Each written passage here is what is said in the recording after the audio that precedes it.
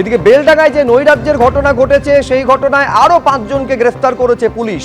এই নিয়ে ধৃতের সংখ্যা বেড়ে দাঁড়ালো 36। ধৃত 5 জনের মধ্যে 3 জনকে হেফাজতে চায় পুলিশ।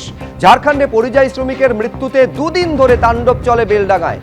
ফলে তাণ্ডবের ঘটনায় এখনো পর্যন্ত 36 জনের গ্রেফতারি হয়েছে।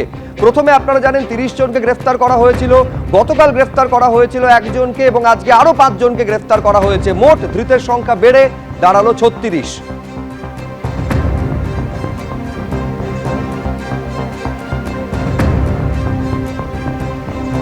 যে তাণ্ডবের ঘটনা গত দুদিন ধরে মুর্শিদাবাদের বেলডাঙ্গায় ঘটেছে।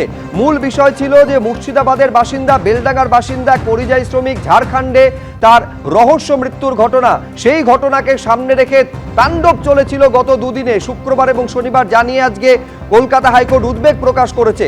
আদালতে হলো কি ছিল মূল মামলা এবং আদালত কি বলল, পুরো বিষয়টা জানবো সরাসরি নিউজ রুম থেকে। আমাদের প্রতিনিধি রাজশ্রী দত্তগুপ্ত রয়েছেন। রাজশ্রী, দেখো, আজকে প্রধান বিচারপতি সুজয় পাল এবং বিচারপতি পার্থসারথী সেনের এজলাসে এই মামলার শুনানি ছিল। এবং তুমি জানো যে এনআইএ তদন্ত যে মামলা হয়েছিল, কেন্দ্রীয় বাহিনী মোতায়েন করা হোক অবিলম্বে মুর্শিদাবাদে, এটার আবেদন জানিয়েও মামলা হয়েছিল।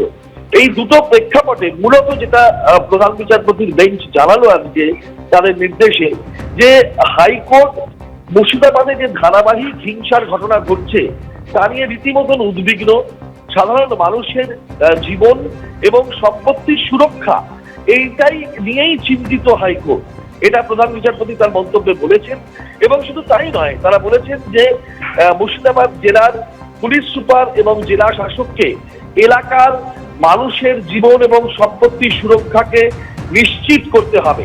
অর্থাৎ স্থানীয় প্রশাসনের যে দুই আধিকারিক, একজন পুলিশ আধিকারিক যিনি জেলার পুলিশ সুপার এবং একজন জেলা শাসক যিনি জেলার প্রশাসনিক প্রধান, তাদের দুজনকে মানুষের সম্পত্তি এবং জীবনের সুরক্ষা নিশ্চিত করতে হবে।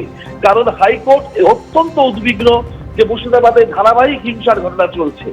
এবার কেন্দ্রীয় বাহিনী মোতায়েন নিয়ে হাইকোর্ট কিন্তু পরিষ্কারভাবে কেন্দ্রীয় বাহিনী মোতায়েন করা অবিলম্বে হোক এই জাতীয় কোনো নির্দেশাজ্ঞা দেয়নি, কিন্তু বলেছে হাইকোর্ট অত্যন্ত উল্লেখযোগ্যভাবে যে রাজ্য যদি কেন্দ্রীয় বাহিনী চায় তাহলে কেন্দ্র সেই বাহিনী দেবে, এবং কেন্দ্রীয় বাহিনী যদি কেন্দ্র চায় তাহলেও মোতায়েন করতে পারে।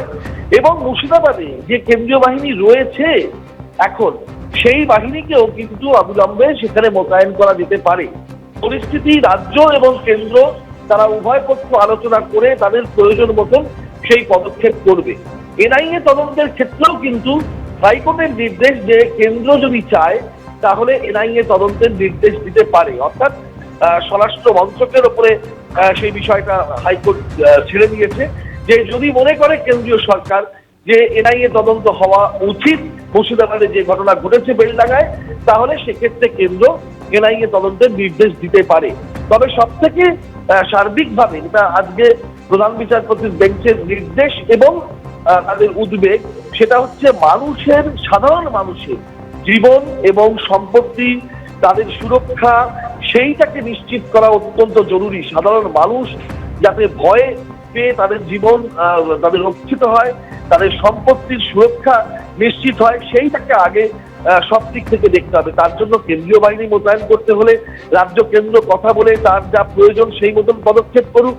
যদি এনআইএ তদন্তের পদক্ষেপ উচিত বলে মনে হয় তাহলে সেটা কেন্দ্র করুক। এইভাবে কিন্তু আজকে হাইকোর্টের এই নির্দেশ সামনে এসেছে। ধন্যবাদ রাজশ্রী। এবিপি আনন্দ, এগিয়ে থাকে, এগিয়ে রাখে।